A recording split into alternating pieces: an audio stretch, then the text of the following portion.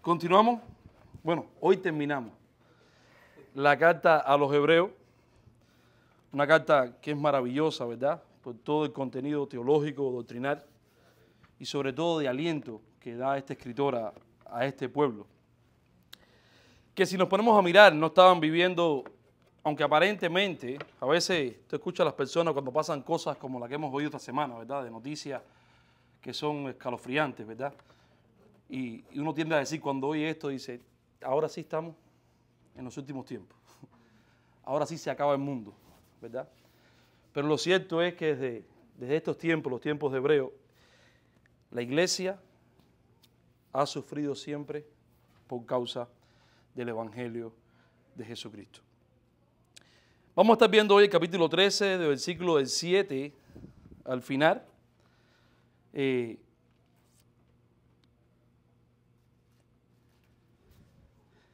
Hebreos capítulo 13, versículos del 7 al 25. Y dice así la palabra de Dios. Acordaos de vuestros pastores que os hablaron la palabra de Dios. Considerad cuál haya sido el resultado de su conducta e imitad su fe. Jesucristo es el mismo ayer y hoy y por los siglos. No os dejéis llevar de doctrinas diversas y extrañas, porque buena cosa es afirmar el corazón con que la gracia, no con viandas que nunca aprovecharon a los que se han ocupado de ella. Tenemos un altar del cual no tienen derecho de comer los que sirven al tabernáculo, porque los cuerpos de aquellos animales cuya sangre es a causa del pecado es introducida en el santuario por el sumo sacerdote, son quemados fuera del campamento, por lo cual también Jesús, para santificar al pueblo mediante su propia sangre, padeció fuera de la puerta.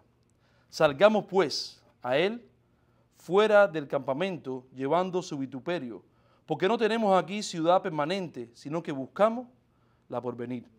Así que ofrezcamos siempre a Dios por medio de él sacrificios de alabanza, es decir, frutos de labios que confiesen su nombre, y de hacer bien y de la ayuda mutua no os olvidéis, porque de tales sacrificios se agrada a Dios. Obedecer a vuestros pastores y sujetaos a ellos, porque ellos velan por vuestras almas, como quienes han de dar cuenta, para que lo hagan con alegría y no quejándose, porque esto no es provechoso. Orad por nosotros, pues confiamos en que tenemos buena conciencia, deseando conduciros bien en todo. Y más os ruego que lo hagáis así, para que yo os sea restituido más pronto.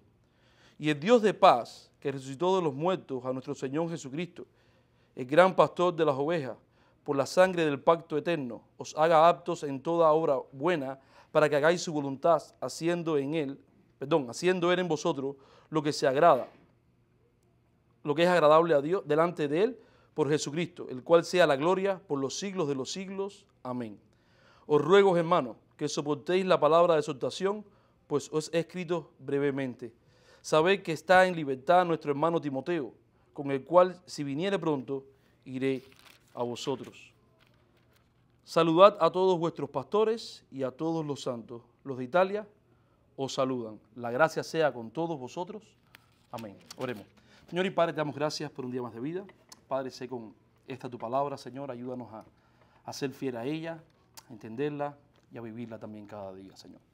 En el nombre de Cristo Jesús oramos. Amén. Es interesante cómo comienza este versículo 7.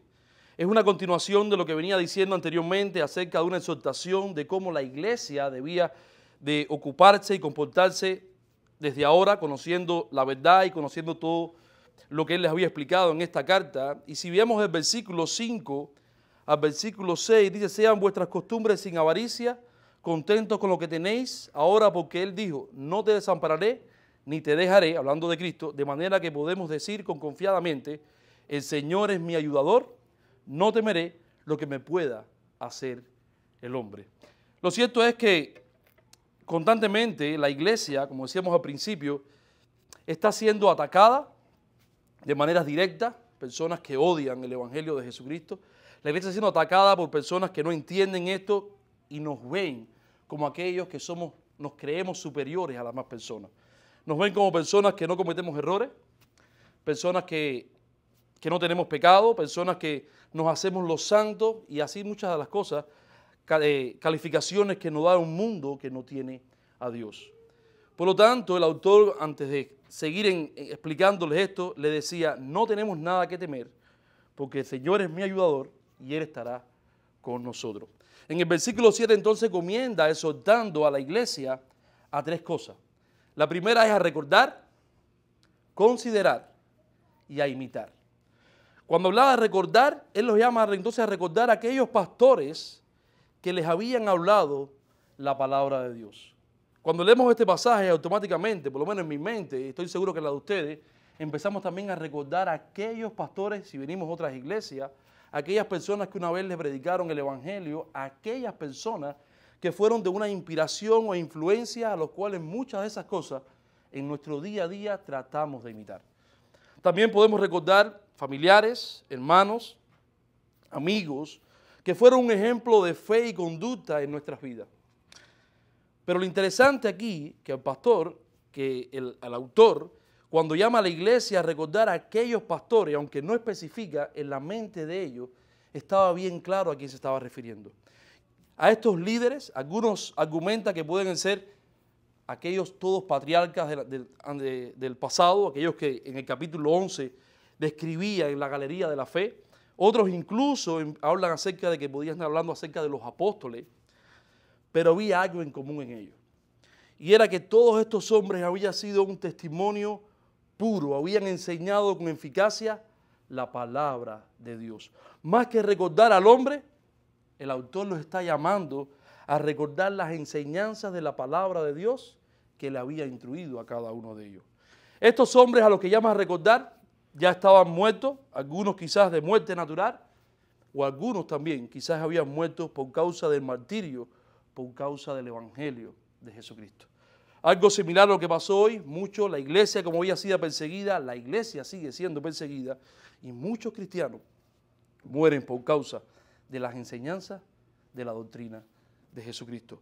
Por lo tanto, el autor, tratando de darle ánimo a esta iglesia, le llamaba y decía, recordar a aquellos hombres que le hablaron, que les predicaron, que les enseñaron la palabra de Dios, pero sobre todas las cosas, considerar cuál fue la actitud de ellos.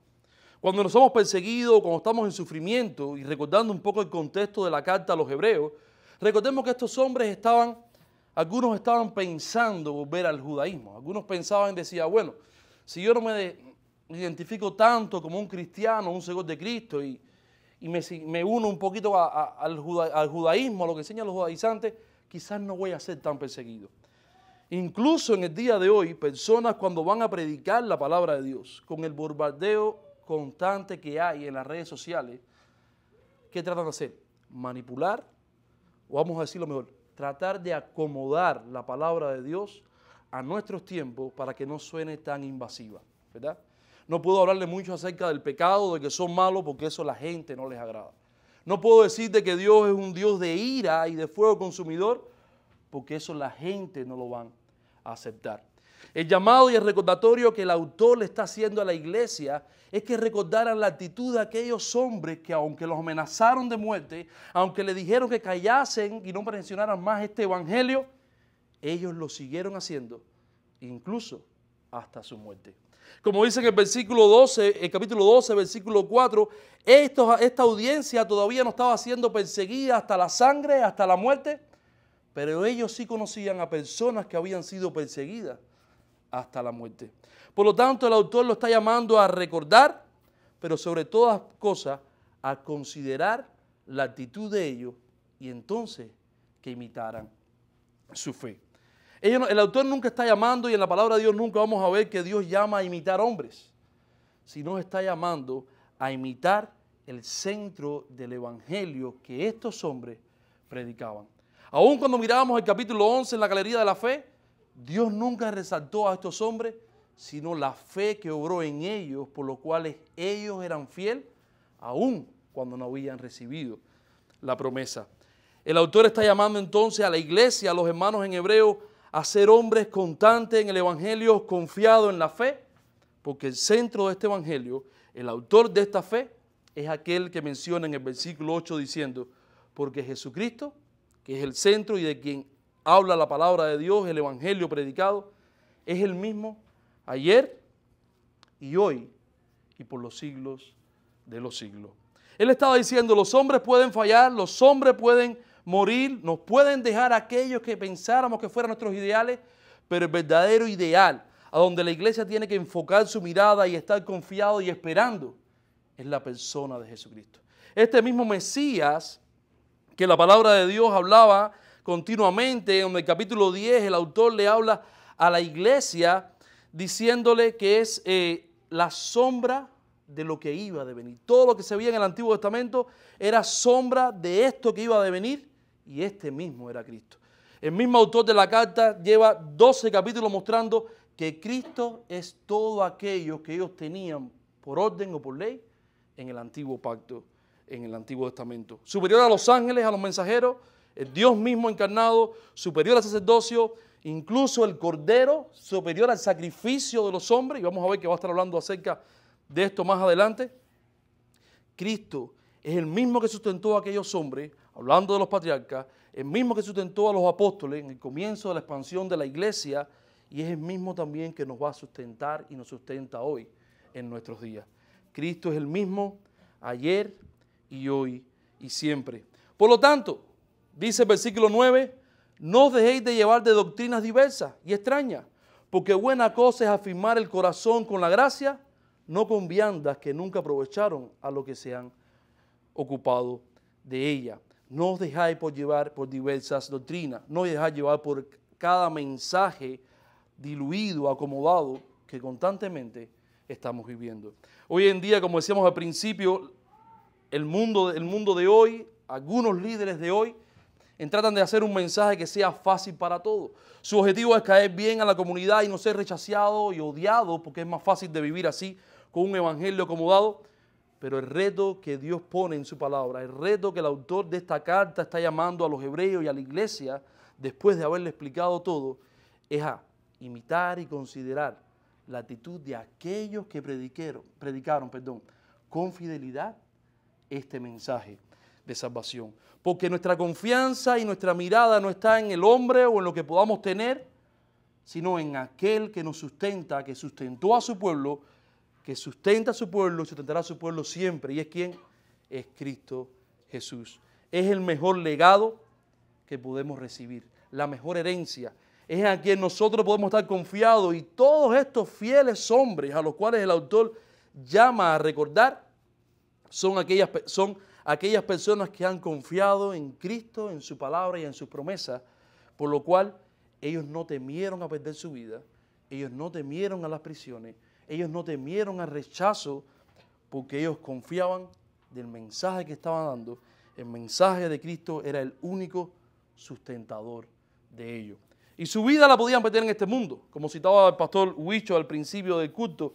No temáis al hombre, porque el hombre puede quitar tu vida. Pero el llamado es a temer a aquel, hablando de la persona de Cristo, de Dios, que puede condenar tu vida y tu alma. ¿En dónde? En el infierno. Por tanto, un llamado que hace también a esta iglesia es: no dejáis llevarse por estas doctrinas. Busquen, acordaos de aquellos que le predicaron el mensaje de salvación. La palabra de Dios y el evangelio de Jesucristo siempre va a ser chocante, aún dentro de la misma iglesia. Hay cosas en la palabra de Dios cuando leemos decimos, pero bueno, está muy fuerte. Cuando la miramos a la Biblia es un reflejo, una radiografía de quiénes somos cada uno de nosotros. La Biblia nos dice que somos malos. La Biblia nos dice que nosotros necesitamos la ira de Dios. La Biblia dice que si no fuera por la gracia de Cristo, por la obra de Dios y porque Dios nos amó, porque Él quiso, nosotros mereceríamos entonces el infierno y la condenación eterna.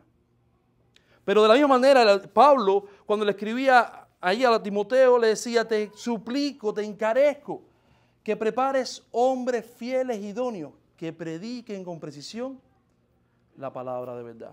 Los apóstoles también, lo mismo que ellos vieron o escucharon de Jesucristo y vieron respecto a Él, ese mismo fue el mensaje que los llevó a todos a morir por ese mensaje. Y ese mensaje no es más que el mensaje de Jesucristo. De un Dios que se encarnó en hombre, un Dios que se hizo pecado por nosotros. Recibió el rechazo de su pueblo, como dice el capítulo Juan, A los suyos vino y los suyos no le recibieron. Y ese mismo Dios vino a tomar nuestro lugar en la cruz del Calvario. Por tanto, ahora le está diciendo en el versículo 10, tenemos un altar del cual no tiene derecho de comer los que sirven al tabernáculo. Versículo 11, porque los cuerpos de aquellos animales cuya sangre a causa del pecado es introducida en el santuario por el sumo sacerdote, son quemados fuera del campamento, haciendo un énfasis aquí al sacrificio levita. Y muchos de estas personas, de estos hebreos, eran siendo atacados por los mismos judíos porque decían, ustedes no tienen un altar, ustedes no hacen un sacrificio por sus pecados. ¿Quiénes son ustedes? Quizás era el pensamiento que había en estos hombres. ¿Cómo ustedes no van a hacer sacrificios por el altar? Pero este tipo de pensamiento no es más que una distorsión del mismo mensaje de Jesucristo. Si leemos el capítulo 10, versículo 1 del mismo Evangelio de Hebreo, dice así la palabra de Dios, dice, porque la ley teniendo la sombra de los bienes venideros, no la imagen misma de las cosas, nunca puede, por los mismos sacrificios que se ofrecen continuamente cada año, hacer perfectos a los que se acercan. De otra manera, cesarían de ofrecerse, pues los que tributan este culto limpio una vez, no tendrían ya más conciencia de pecado, pero en estos sacrificios cada año se hace memoria de los pecados, porque la sangre de los otros y de los machos cabríos no pueden quitar los pecados, por lo cual entrando en el mundo dice, sacrificio, ofrenda no quisiste, mas me preparaste cuerpo, holocausto y expiación por el pecado, no te agradaron, entonces dije, he aquí que vengo, Dios, para hacer tu voluntad, como en el rollo del libro está escrito de mí, diciendo, primero sacrificio y ofrenda y holocausto y expiaciones por el pecado, no quisiste, ni te agradaron, las cuales cosas se ofrecen según la ley, diciendo luego, he aquí que vengo, oh Dios, para hacer tu voluntad, quítalo primero para establecer este último. En esta voluntad somos santificados mediante la ofrenda del cuerpo de Jesucristo, hecha una vez y para siempre. Ciertamente, todo sacerdote este día tras día ministrando y ofreciendo muchas veces los mismos sacrificios que nunca pueden quitar los pecados. Pero Cristo, habiendo ofrecido una vez y para siempre un solo sacrificio por los pecados, se ha sentado a la diestra de Dios, de ahí en adelante, esperando hasta que sus enemigos sean puestos por estrado de sus pies. La misma palabra de Dios que ellos trataban de cumplir, la misma palabra de Dios que ellos creían que sabían, lo estaba ahora condenando. El autor de Hebreos les decía a la iglesia, a los cristianos en ese momento, les decía, nosotros tenemos un altar y ese altar es Cristo Jesús. Pero de ese altar no son dignos de comer aquellos que todavía siguen esperando un nuevo templo. Aquellos que todavía siguen haciendo sacrificio creyendo que un animal puede perdonar sus pecados sin darse cuenta que todas estas cosas estaban apuntando al verdadero sacrificio de Dios mismo encarnado en hombre por nuestros pecados. Cuando nosotros distorsionamos la palabra de Dios, lejos de agradar a Dios, nosotros nos estamos engañando a nosotros mismos. Cuando nosotros distorsionamos la palabra de Dios, no podemos agradar a Dios porque hacemos todo lo contrario que Dios manda en su palabra. Y es lo que le pasaba a los judíos, es lo que le pasaba a aquellas personas que todavía estaban esperando rituales. Y ojos, hermanos, es también lo que le pasa a muchos cristianos que todavía están esperando que se construya un templo en Jerusalén para adorar a Dios. Ya Dios ha tabernaculizado en nosotros por medio del sacrificio perfecto de Cristo en la cruz. Y tan ciegos estaban que no se dieron cuenta que de la misma manera Cristo Jesús en su sacrificio fue sacado fuera de la ciudad, lo pueden ver en Juan ahí, para ser crucificado ¿dónde? Fuera. Un sinónimo, una conexión directa a lo que mostraba el Antiguo Testamento, para morir por su iglesia, para morir por aquellos que han creído, y no solamente han creído de que existió, sino que cree que es el Redentor y el Salvador del mundo. Y es el que cree que por medio de Él tenemos una herencia que es incorruptible, la salvación eterna. Por lo tanto, dice el versículo 13, nuevamente el autor diciendo, salgamos pues a Él fuera del campamento, llevando su vituperio, porque no tenemos aquí ciudad permanente, sino que buscamos la porvenir. Así que ofrezcamos siempre a Dios por medio de Él, de Cristo, sacrificios de alabanza, es decir, frutos de labios que confiesan su nombre. Nuestra responsabilidad y la responsabilidad de ellos es continuar el legado y la obra que aquellos pastores que no estaban con ellos, aquellos que le habían mandado a recordar, aquellos que le habían enseñado la palabra de Dios sin disfraz, al duro y sin guante, como tal, Dios se la mostró. De la misma manera también, la iglesia tiene que ir afuera, cargando los vituperios de Cristo, soportando el rechazo por causa de Cristo, para predicar este evangelio a aquellos que lo necesitan, con la única esperanza de que nuestra ciudadanía y nuestra patria no está en este mundo, que nuestro bienestar no es lo que este mundo nos puede ofrecer, sino lo que Dios ya nos ha ofrecido por medio de Cristo Jesús, la vida eterna, la restauración de nuestra vida, el sanamiento de nuestro pecado y la justificación que nos ha puesto en paz entonces para con Dios. Por lo tanto, y no se olviden de hacer el bien, de hacer la ayuda mutua. No os olvidéis, porque de tales sacrificios se agrada Dios. Obedecer, dice el versículo 17, a vuestros pastores y sujetaos a ellos, porque ellos velan por vuestras almas, como quienes han de dar cuenta, para que lo hagan con alegría y no quejándose, porque esto no es provecho. Orad por nosotros, pues confiamos que tenemos buena conciencia, deseando conduciros bien en todo. Y más os ruego que lo hagáis así, para que yo os sea restituido más pronto. Antes le estaba hablando en el versículo 7 acerca de aquellos que le habían enseñado. Se acuerden de la predicación de ellos, que se acuerden de cómo ellos vivieron por causa de este evangelio y cómo murieron. Le está llamando a imitar su fe, pero ahora le habla acerca de los pastores que estaban aún con ellos, los líderes que estaban en medio de ellos. Le estaba llamando ¿a qué? A obedecer y a someterse. Un pastor no es el dueño de la iglesia. Un pastor no es el jefe de la iglesia. Un pastor no es aquella persona que tiene autoridad sobre usted. Cuando una persona se para en el púlpito a enseñar o a predicar la palabra de Dios y lo hace fielmente, la autoridad que ejerce el pastor es la autoridad de la palabra de Dios. No es el predicador el que habla o el que ejerce autoridad, sino la misma palabra de Dios es la que ejerce autoridad. Por lo tanto, la iglesia tiene que obedecer a esa palabra de Dios, que es predicada también por hombres que están hoy en medio de ustedes. Por lo tanto, también es responsabilidad de la iglesia velar que la palabra y el mensaje que escuchan es fielmente al mensaje que ha dado estos hombres antaño y la misma palabra de Dios. Obedezcan a vuestros pastores, sométanse a ellos. Aquellos pastores que se creen superiores y señores de la iglesia no han entendido el verdadero mensaje del pastor. El pastor es un siervo. Y el mismo Jesús pone su ejemplo como el buen pastor que dio su vida por las ovejas.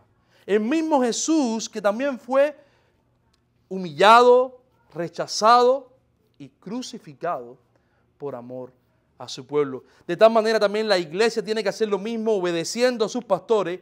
Y Spurgeon decía que un pastor no es el capitán del barco, haciendo referencia a los barcos de aquella época, los trirremes. Eran barcos parecidos a los vikingos, que tenían 3 hileras de remo. Dice, el pastor no está allá arriba. El pastor es aquel que tiene que estar en lo último del barco, remando con los demás obreros. No el que está arriba, donde el remo está casi afuera del agua, sino el que está abajo, donde el último remo del barco estaba sometido casi completo dentro del agua. Ese remo para levantarlo costaba trabajo, porque estaba casi todo sumergido. Dice, esa es la posición de un pastor. Es la de servir, pero servir como enseñando con fidelidad la palabra de Dios. La autoridad del pastor no está en él ni en sus atributos, sino en la palabra que es enseñada. Por tanto, hermanos, versículo 20, y el Dios de paz, que resucitó de los muertos a nuestro Señor Jesucristo, el gran pastor de las ovejas, al cual tenemos que imitar, a Cristo Jesús, por la sangre de pacto eterno, os hagan apto en toda obra buena, para que hagáis su voluntad, haciendo Él en vosotros lo que es agradable delante de Él por Jesucristo, al cual sea la gloria por los siglos de los siglos. Amén. Os ruego, hermanos, que soportéis la palabra de exhortación, estos 13 capítulos, pues os escribo brevemente. Sabed que está en libertad nuestro hermano Timoteo, con el cual, si viniere pronto, iré a vosotros. Saludados a todos vosotros, pastores, y a todos los santos. Los de Italia os saludan. La gracia sea con todos vosotros. Amén. Y aquí termina entonces el autor de Hebreos esta carta. Una carta que es de exhortación al principio, de instrucción, para que este pueblo judío entendiera que el verdadero legado no era el legado de Moisés. El verdadero legado era el legado de Cristo, al cual también Moisés creyó. Estas personas que seguían el legado de Moisés, por su incredulidad, rechazaron al verdadero Mesías, rechazaron al verdadero profeta.